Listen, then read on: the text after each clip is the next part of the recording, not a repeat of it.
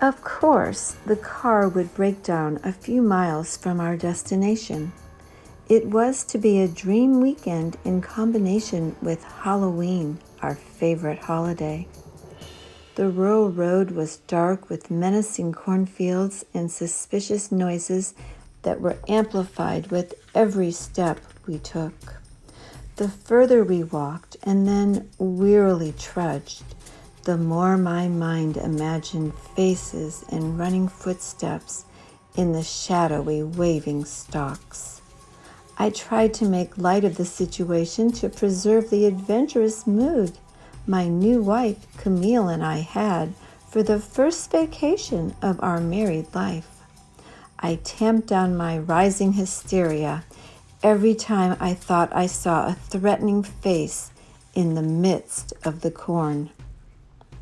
When we finally arrived at the Victorian-style house in the dark, it was even bigger and more splendid than we had imagined. After much loud knocking on the tall, ornate wooden door, there was no response. Standing back on the wide stoop, we saw a figure standing in the top window. Peering up in the dark, it looked like a woman in a long garment wearing a witch hat.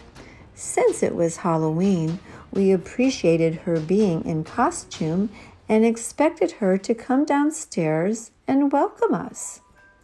There was no cell phone service out this far, so as soon as possible, we needed to call a repair shop to retrieve our broken down car. We didn't need a tow-away situation. We were out in the middle of nowhere, so of course we had to have transportation.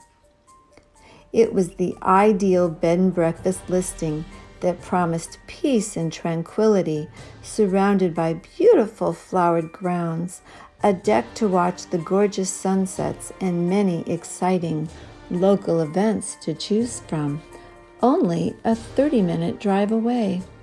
It seemed the perfect place to get our already wayward marriage back on track. The weather forecast was perfect, but we were not getting the perfect welcome. When the wind blew the door open, we entered with trepidation to an eerie chill and an unidentifiable stench. The dimly lit foyer was covered in dust, and the woman seated in the parlor didn't respond when we greeted her. Camille gave me an annoyed, incredulous look. Uh-oh, not wise to be on my wife's bad side, as I had found out shortly after our hasty marriage. We rounded the corner to go up the stairs, passing another silent woman in old-time formal dress. I, too, was now annoyed and puzzled. This place is not at all what I expected, and I would soon have hell to pay if circumstances didn't improve soon. From the top of the stairs, I heard a mass fluttering of wings as the black cloud of bats filled the room, putting me in the midst of it. I was shrinking with terror, but worried about Camille. They kept coming and coming, finally passing me through the open door out into the Halloween sky.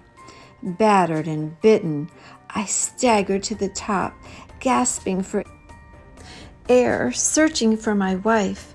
To my horror, there she was at the top of the tall staircase, wearing the trailing black garment with the witch hat upon her head, beckoning to me with the familiar crooked long fingers and knowing smile. Oh no, Camille, oh no. It was all starting to make sense. She was the one who had pursued me from the beginning of our relationship and had proposed marriage to me. Her beauty and quaint ways, with rather formal mannerisms, appealed to me. She was so different from anyone I had ever known.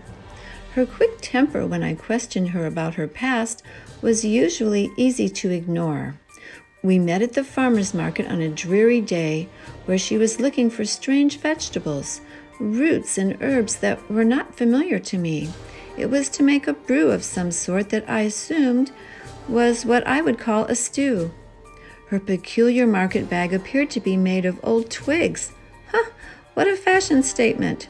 Her shoes were a strange mottled color with somewhat pointed upturned toes. Her thick waist-length auburn hair was curly and free.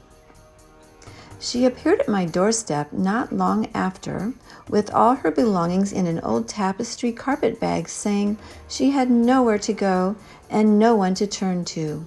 Camille was so charming and intriguing that I readily agreed that, naturally, she must stay with me.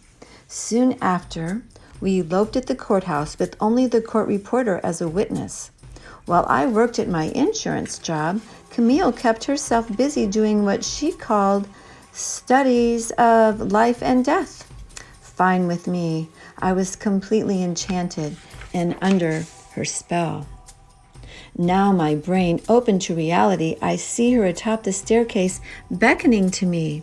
I am still stunned by the bats rushing past me, and the blood has rushed to my head. My heart is bursting. I look at her with horror and disbelief. Halfway up the stairs, they give way, crashing me to the basement below. My body is racked with pain, and I'm surrounded by sharp, splintered boards. A stabbing pain is in my chest. My eyes are blurred, and my head is spinning. In a tumbled heap, blacked out, with blood seeping from his wounds, he is surrounded by screeching witches. His cell phone's bright light shows the message, "Sir, your room is ready at Bren Bella Bed and Breakfast. When will you two be arriving?"